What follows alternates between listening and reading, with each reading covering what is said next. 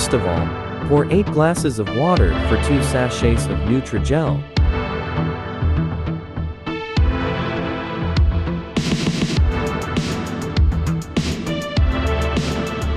Then pour 2 sachets of Nutri-Gel into a pot filled with water. Add sugar and salt to taste. And then stir until it boils.